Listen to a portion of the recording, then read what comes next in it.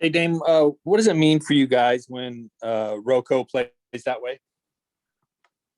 I mean, obviously, it makes us a much better team. Um, especially when he's getting his hands on balls and blocking shots and all the deflections and things like that.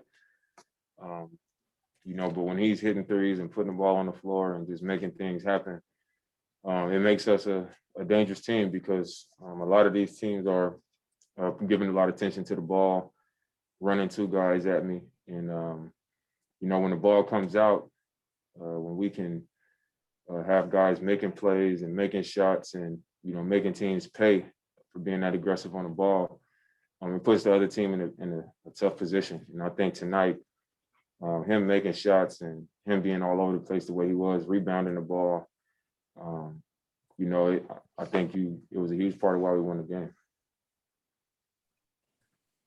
Next question is coming from Jamie Hudson with NBC Sports Northwest. And then Dame, along with that, having both Melo and Rocco able to switch on screens and especially playing a small ball team that like the Hornets like to play, just how valuable is that? It's extremely valuable. We have a lot of like-sized wings when you talk about Hoodie and DJ, Rocco, Melo, Nas, even GT can be thrown in that mix.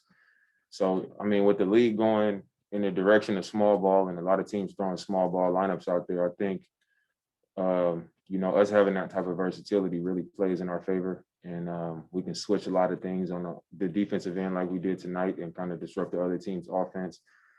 And like I said, when they play the way they played offensively, Rocco and Melo, it makes those small ball lineups look even better and even more dangerous for us. Next question is coming from Casey Holdall with Trailblazers.com. Damian, double-digit assists for you tonight. I think you've had double-digit assists in like 6 of the last 8 games, and I think previously this season you'd only had it twice. Is that because of the way that teams are playing you now, or do you feel like you're looking to other guys more because of all the attention you're drawing offensively, or is it something else?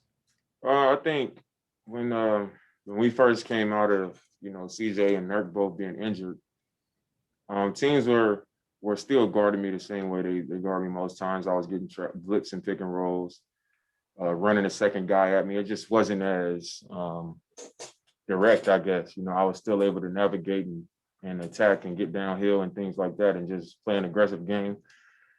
And I think, after we started to win a few games and I had a few big games, now teams are just selling out, guys picking up full court to try to wear me down, running a second guy. The bigs are up, as soon as I cross half court, no matter how high we set the screen, the bigs are up. And I think it's, just me making the right basketball play. When teams give you that much attention, I think you got to give guys the opportunity to make them pay on the backside and hitting the middle and hitting the pocket and hitting the weak side and just putting guys in position to make them pay for giving me so much attention. And we've done a great job of making shots. GT shot the ball really well. Ant has shot the ball really well. Same thing with Melo and Rocco, and DJ's been really good off the ball, working the baseline and cutting when I'm attacking those double teams. So even Ennis, I can't forget Ennis because he's been great in the paint. But I just credit my teammates for making the shots, because there's times where it can, make teams more confident in attacking me and sending guys my way if we don't make shots. But we've actually been making shots and we've been making teams pay. And I think that's why the assist numbers have gone up, because there's so much attention to where I have to, it puts me in a playmaking position. Thanks, Tim. Agent McCord, Coin. Damian talked about just how important it was to get back in the win column ahead of this break, not being able to look ahead to the break as soon as of a reprieve. What was the message? I mean, how did that message get translated to the team ahead of tonight? And how proud are you of the fact that you were able to do it? I mean, it was pretty simple. We had dropped our last 4 and, we worked too hard to sustain where we've been as a team. You know, even through the injuries and through everything else, we worked too hard. We've put together too many good stretches to just let it go to waste before the break, and that was pretty much our mentality. We wanted to come out and just get back on the right track. We don't feel like we've played bad basketball. We just feel like it's hard to sustain that level that we were playing at, and we just got to make sure that we get back to that spot that we were in and just start to win games and start with tonight. You know, that was our only talk or our only thoughts, and just take these last few games one at a time and not look ahead to the break. You know, handle business at home.